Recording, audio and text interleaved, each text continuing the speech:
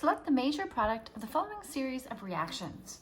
So we are starting with a ketone, cyclohexanone.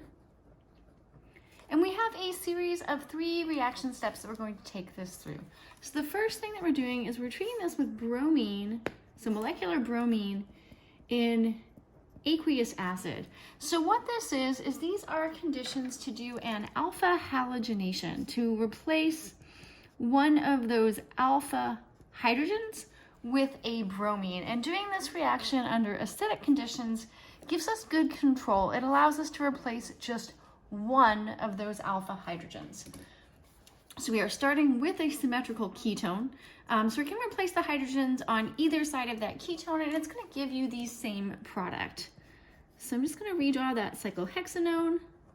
And if we replace one of the alpha hydrogens with a bromine, we would just go ahead and draw that one bromine on there.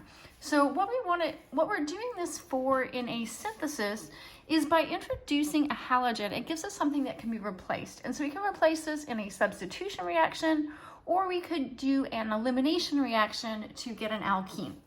So in the second step, we're treating this with pyridine. So here is the structure of pyridine. So this is a base. And specifically, this is a non-nucleophilic base. So that means that this is only going to act as a base. We are not going to have a competing substitution reaction. So what we are doing in this second step is we're going to be doing an E2 elimination reaction. So this base is going to take one of the beta hydrogens to that bromine, and it's going to eliminate. So we can draw an arrow from our base to the hydrogen.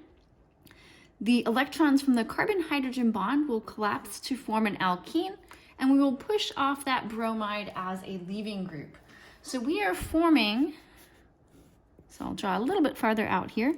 So we are forming this alpha-beta unsaturated ketone.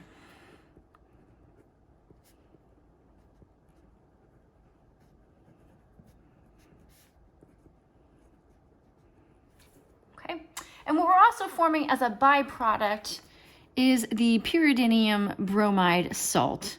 That's not something we tend to be concerned with. So that salt is a byproduct. And so we could extract that with water if we wanted to separate it from our reaction mixture.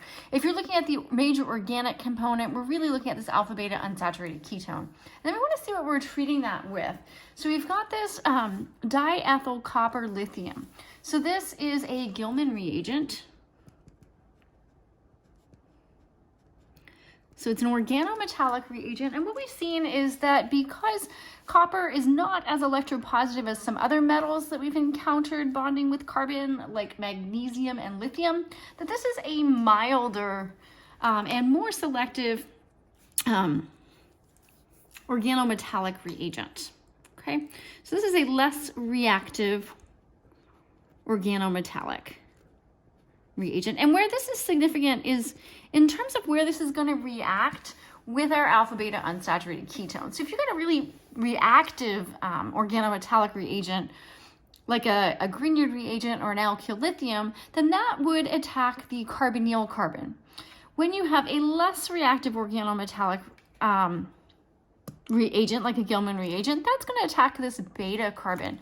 So because it's less reactive, it's going to react at the beta carbon. And so what we know is going to happen is that Gilman reagent is going to add essentially to this carbon here, right? So we can draw a quasi mechanism for this. It's not exactly how this works. It's not entirely understood.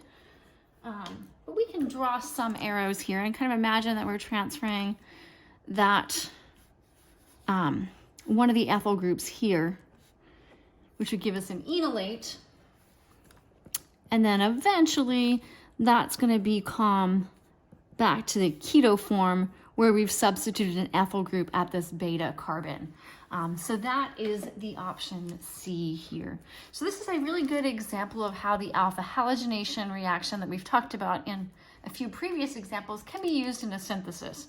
So if we can add it and then do elimination, we go from a molecular ketone that has only one electrophilic site to this alpha beta unsaturated ketone that has two different electrophilic sites. And so we have the possibility of substituting this molecule in different ways.